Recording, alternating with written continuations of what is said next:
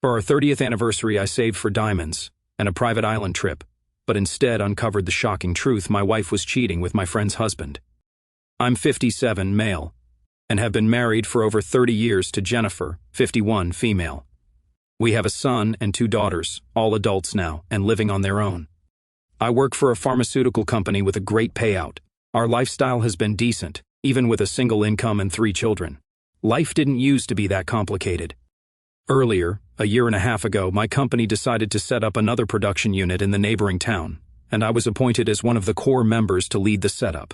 I was leading the manufacturing department when I got the offer. I discussed it with Jenny before accepting it. All our children had moved out by then, and it was just us. I didn't want to leave her alone, but she assured me she would manage fine. It was a temporary project until the setup was running smoothly. The company had taken 1 year's time for this setup completion. The pay for this duration was almost 2.5 times my current salary, which was a big deal. After weighing all the pros and cons, we decided I would take it up. That payout would help me retire earlier, and we could enjoy the last phase of our life comfortably. Next month is our 30th anniversary, and I was planning to make it super special for Jenny. I mean, yes, 30 years is a milestone, plus I had to make up for my absence due to work commitments. So I decided to gift her a diamond pendant she had been eyeing for a long time. I went to one of the oldest jewelry shops in town. They showed me their latest and classiest collection, but I was not able to finalize one. I showed Jenny's photo to the store employee and asked him to suggest something that would suit her beauty. He was surprised to see her and asked if she was my wife. I said, "Damn, yes." He said she was their regular customer for many years and often visited the store. I said, "Yeah, I know, that's why I came to this shop."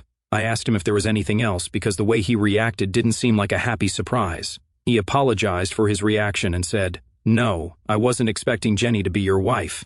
I've never seen you accompanying her, hence I got confused." He was stammering and his responses sounded somewhat unsatisfactory. I calmed him down and asked what was the matter. He said Jenny had visited the store a week prior and placed an order for a men's sapphire ring. He apologized a million times, saying he might have ruined the surprise for her. He pleaded that I act surprised when she gives me the ring, or else she might report him to the manager, and he would be fired for being a big mouth. I chuckled and asked him not to worry about it. I was over the moon, thinking Jenny was equally excited about the anniversary and that she had been planning surprises for me. Next, I made a reservation for a beach holiday. I booked a resort on a private island in Miami. All the arrangements were made for an exotic holiday by the ocean. It was all a surprise. After making all the arrangements, I was waiting for the anniversary day to arrive. However, all my happiness crashed yesterday when I saw a sapphire ring on my friend Lena's husband. Jenny, Lena, and I have been close friends for the last 30 years. Actually, we had a group of 5 close friends, but 2 of them lost touch eventually. But we 3 are still super tight. Lena has been the toughest person I've ever met. Discussing her background would have been futile here, but it holds importance in this case. Lena's father was a wealthy businessman. 3 years ago, however, some of his top management guys conspired to siphon the company's money, leading to the company's shutdown due to compliance issues. Her father suffered a heart attack and became paralyzed due to that trauma. Since then, she has stepped up to take care of her parents and has been bravely fighting court cases to clear her father's reputation. Yesterday, Jenny and I visited Lena to check on her dad's condition. Everything was normal until her husband, Marcus, 52, male, arrived. I don't know if it was his flamboyant personality or the flashy ring itself that caught my attention. I couldn't pretend not to notice it and asked him about the ring. If I hadn't known about that ring earlier, I would have never noticed their reactions in body language. Marcus and Jenny looked at each other, and then he curled his lips with a smile and said he bought it for himself. Lena seemed annoyed at this. I mean, it goes without saying that she has been going through a difficult time managing her family and her parents, along with the court cases. In that situation, her husband is spending a fortune on a ring, and that too for himself. Oh, yeah, one more thing. Marcus used to work at Lena's father's company, and ever since the company went bankrupt, he's been a lazy bum, living off her income. Now that I know the reality, that the ring was gifted by my lovely wife, it makes the situation even worse. Why would she give such expensive gifts to Lena's husband without anyone knowing? There has to be something. I added 2 and 2, and now it makes sense to conclude that they are both fooling around. Now, the thing is, I just cannot confront this based on my math. I need proper evidence. I could have teamed up with Lena on this mission, but she's already going through enough, and I don't want to trouble her without evidence. I have to leave for work tomorrow, and it disgusts me to think that as soon as I leave, Marcus is going to come banging my wife. I'm going nuts thinking about the entire situation. First, we have the loving husband planning a grand surprise for his dear wife on their 30th anniversary, diamond pendants and exotic beach holidays. Oh my. But wait, a plot twist. It turns out dear wife has a little secret of her own, and it's not exactly a pleasant surprise. Enter Marcus, the flamboyant, ring-bearing husband of the couple's longtime friend Lena. And wouldn't you know it, he's flashing around a sapphire ring like it's going out of style. But hold your horses, folks, because it turns out that sparkly bauble wasn't a gift from dear Lena. Oh no, it was actually a little present from my own wife. Cue the dramatic gasps and incredulous stares. Update 1. Hey, I left the last post midway.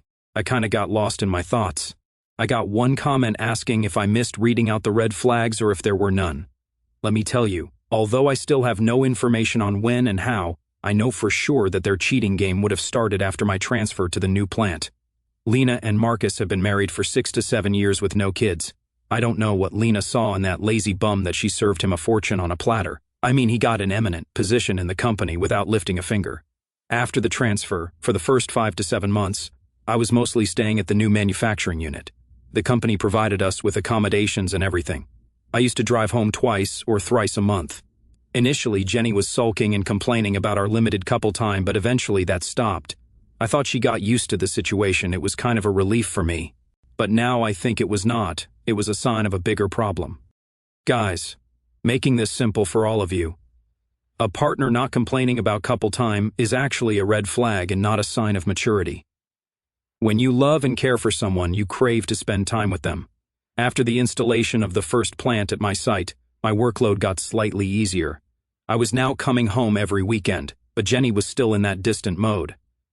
I spoke to her several times regarding her changing attitude, and she pinned the blame on me. She said she wanted to remain distant from me until my project concluded and I moved back because it hurt her to see me leaving on Monday after spending quality time over the weekend. Guess what? I bought her reason. It made sense to me. That's what we tend to do, blindly trust our partners, and that's how we end up here. Our sex life became non-existent for the same reason. Every time I initiated, she would snap at me, saying she didn't want to ignite her sex life when she couldn't get it when she wanted. Sometimes I got irritated by this, but she assured me that once my project was over, we'd get back to our usual routine. She was like, you turn me on and then leave me alone for the whole week. And it becomes difficult for me, so I don't want to have anything at all for this period of time. And guess what? I bought this too. Want to smack my head? Me too. All this was the reason I had planned something special for this anniversary to cover for my absence, and to make her feel special. Until now, I was feeling so blessed to have such an understanding wife. I was so grateful to her for supporting me in every way. Now we know the truth behind her support.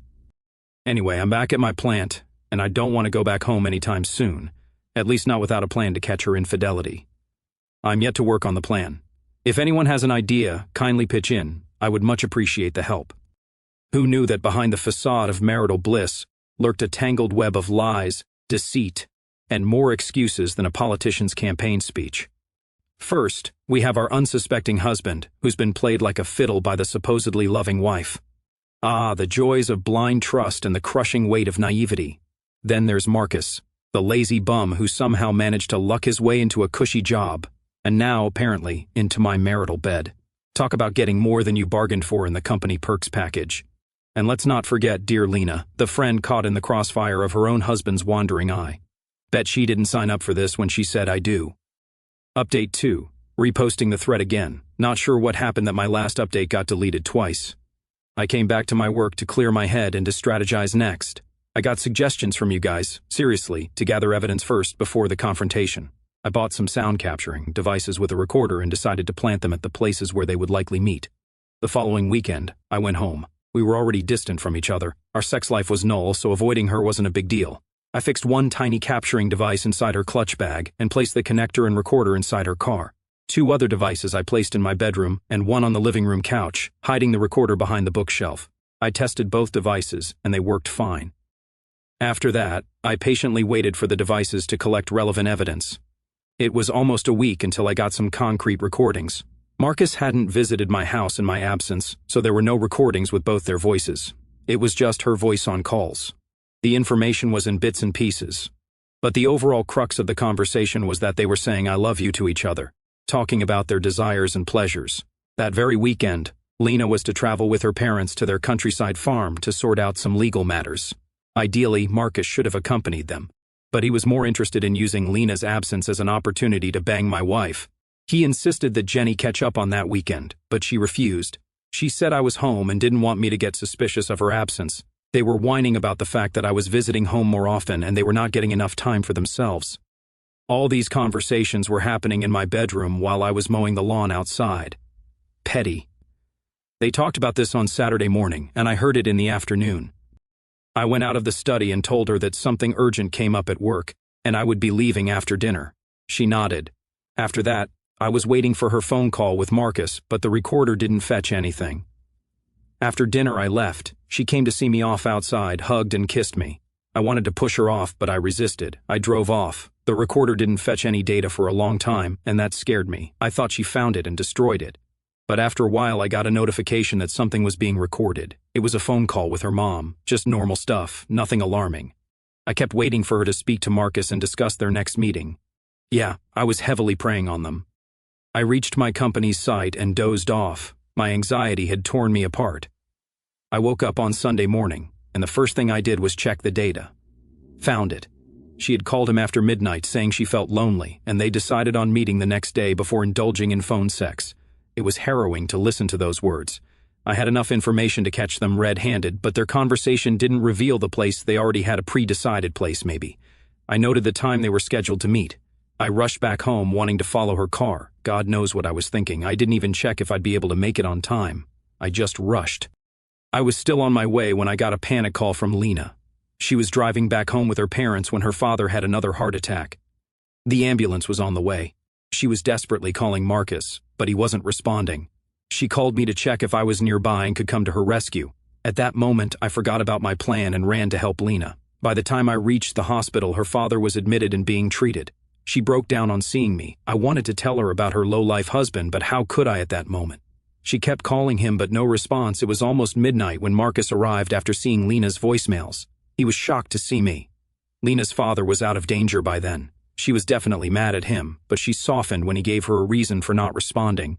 I couldn't bear to hear his excuse. I wanted to punch him because I knew he was lying. I went back to my car and played the recorder. The mic in Jenny's wallet recorded every filthy thing those two had done that day. After a while, I saw Jenny come rushing to the hospital. She acted shocked at seeing me. I'm sure Marcus would have told her about me. She said Marcus informed her about Lena's dad, and she came to support her. She asked when I came back. Lena said that she called me when Marcus didn't respond. Jenny was like, "Hey, why didn't you call me? I was home all day. I could have come with you." Look at the audacity of her lying. I excused myself and drove back to my plant. I had work the next day. I have my anniversary in 10 days and I'm planning to gift a memoir to my wife. I'm in touch with Lena. Her dad is recovering, so hopefully I'll expose my wife and her loser affair partner in front of Lena. Alas, just when I thought I had the smoking gun, fate threw a curveball in the form of a medical emergency. Talk about impeccable timing. Who knew infidelity could take such a backseat to a good old-fashioned heart attack? And let's not forget Marcus, the bumbling accomplice caught in the crossfire of his own deceit. If he's not careful, he might just find himself on the receiving end of a well-deserved beatdown, courtesy of our betrayed husband. As for our leading lady, Jenny, well, let's just say her days of playing the innocent housewife are numbered.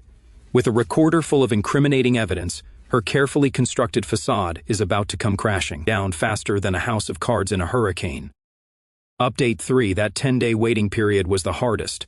I wanted to get done with it as soon as possible. On the day of the anniversary, I drove back home with a diamond pendant and divorce papers. My children were home. We had planned this to be a surprise for Jenny, but after discovering the truth, all the love turned into disgust. I went home late. My children arrived with their partners. Lena and Marcus were already present. The celebration had almost begun. I wanted to blurt out the truth the moment I saw Marcus, but I held it up for the sake of my children. The cake was cut, and champagne was rolled out. I gave her the diamond pendant I had bought. Jenny was delighted, but when she saw the name of the shop, she turned pale and asked me if I went there. She was worried that her truth might have come out from there, rightly so. I was quiet for most of the evening. I had texted Lena to stay back for a while. I had something to reveal after the children were gone. The children left after dinner. Jenny was over the moon, wearing the diamond. I told her I had something else for her. I pulled out the envelope and handed it to her. She jumped in excitement, saying, "Holiday package?" I smiled and asked her to open it. By the way, I canceled all the bookings for Miami when I got to know the truth. She opened the envelope and froze. She muttered, "This is a prank, right? You're not serious, right?" I nodded. I was serious. Lena sat there in shock. Marcus got the vibe of the situation and asked what was wrong. I played the recording tape on my phone. Jenny crashed down on the couch, burying her face and crying. The room was dead silent. Lena was in tears too, but that woman had seen so much hardship in life that she didn't mind yet another blow. She silently got up and left. Marcus followed her outside. After they left, I started packing my stuff. Jenny came to me, crying, trying to hug me. She said, "Since you know the truth, you must know that I wanted to come out of this. I have been telling Marcus to stop this, but he insisted that we continue until you return." She was right. There were conversations where she was talking about breaking up. But Marcus was always successful in getting her on board for one last time.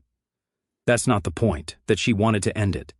The thing is, why did she even start? It was the same classic answer: I was lonely, you were busy with work. First of all, cheating shouldn't be an excuse for anything. Second, I used to visit home at least twice a month, even during the initial days. Was that not enough for her to keep her legs closed? What about the women who see their husbands after months and years? Do they turn to infidelity to satisfy themselves? I said I was going to head out and would wait for her to sign the papers. Meanwhile, I have a few more things to update, but that would be for later. I'm running out of time now. Forget flowers and chocolates. Nothing says I love you like a shiny diamond pendant and a side of divorce papers, am I right? But wait, there's more. It's a family affair, folks. We've got the whole gang gathered around to witness the unraveling of a marriage and the birth of a brand new single life. Update 4, let me pick up from where I left off. That night, I packed my stuff and left the house. She pleaded with me for the sake of 30 years of marriage. She reminded me of all the tough times we had been through together, and how we had planned on spending our retirement life living in a camper by the woods. She was trying to emotionally manipulate me, and I was getting swayed by her to some extent, but I stood my ground and held my resolve. I came to my company's condo for the night. The project setup was supposed to be wrapped up in a couple of months, after which I should have been back at my house. Now, with the change in the situation, I wanted to stay away from that place. I requested my company's director to transfer me to the new site temporarily. He was curious about my request, because the last time I was nagging about letting me move back, and now I wanted to extend my stay. I briefly told him about my troubled marriage. He was empathetic and asked me to take some time off to clear my mind. I said I'd take it when I needed it. 2 days later, I got a call from my son asking what was wrong with Mom. He said that Jenny had been crying over the phone and asking them to come home. She didn't give them a reason, just asked him to come over along with his sisters. I called Jenny to ask what she was up to. She was bawling. She said her guilt was weighing her down, and she wanted to confess in front of the children. She asked me if I could be present. I said I didn't want to intervene in her plans, and she could do whatever she wanted. I don't have the details of what happened at the gathering, but my elder daughter came to me after a week. She asked me if I wanted to stay with her for some time. I said I was doing fine and would visit her when I needed it. Update about Lena. I have been in touch with her. She's been battling too many battles alone. I asked her if she needed any help, and she said no, she would handle it. She had kicked out Marcus that very night. He was a leech. I have never been fond of this guy. In fact, when Lena told me that she wanted to marry him, I cautioned her. He didn't have a proper job. Although he had a college degree, he had a callous attitude. He conveniently joined Lena's family business to lurk around. Then he smartly used my absence to get into my bed. What an opportunist, I would say. She informed me that Jenny visited her and fell on her knees asking for forgiveness. She owned up to her sin but also pinned the blame on Marcus for luring her into this. Lena believes this to be true because she has noticed Marcus ogling Jenny multiple times, even before their affair started. There were even fights between them regarding Jenny, but Marcus always assured her that he was not attracted to Jenny at all. I feel Lena got a harder blow, facing betrayal from her husband and her best friend. She's proceeding with the divorce as I update this. Her parents are supporting her through this. I know she will sail through this for the tough woman she is. I bought a camper for myself yesterday to travel and live in whenever I need to break the monotony of my condo life. I need to do some renovations to suit my comfort.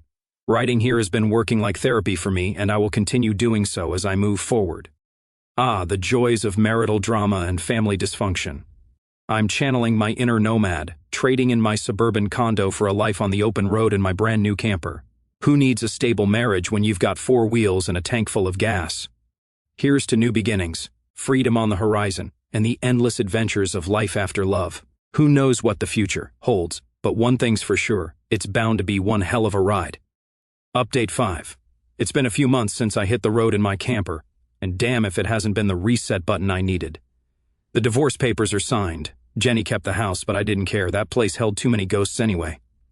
Our kids, well, they're navigating the fallout like pros. My son calls weekly, no judgment, just dad, you okay, my daughters? One's furious at her mom, the other's playing peacemaker. It stings, but they're adults, they'll figure it out. As for Jenny, last I heard, she's in therapy owning her mess. Good for her. Me? I'm lighter, freer than I've felt in years. Picture this. I'm parked by a misty lake in the Smoky Mountains, coffee brewing on a camp stove, the kind of quiet that lets your thoughts untangle. That first night out, alone under the stars, I replayed it all. The jewelry shop slip up, the recorder's damning whispers, Marcus's smug grin crumbling. Betrayal's a thief, but it stole the wrong things from me. I lost a wife, sure, but gained clarity. Work's wrapping up, the new plant's humming, and my boss bumped my retirement date up 6 months. Early freedom, ironic, after all that overtime.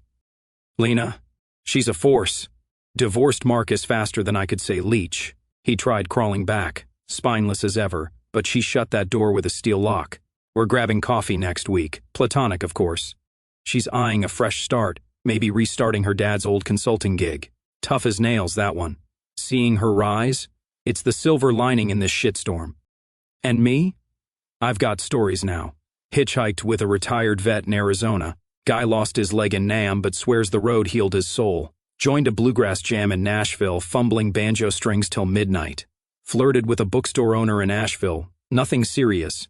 Just sparks reminding me I'm still alive. The camper's my fortress. Reno's done. Solar panels. A loft bed. Even a mini library of audiobooks on betrayal and rebirth.